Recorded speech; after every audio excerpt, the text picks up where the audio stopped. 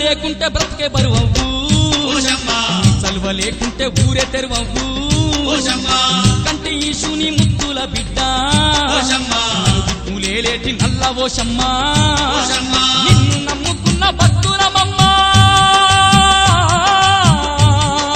కంటికి రెప్పోలే కాపాడవమ్మా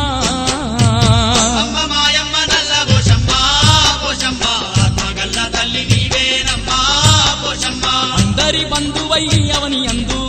పోషమ్మ అవతరించిన దేవతవమ్మా పోషమ్మ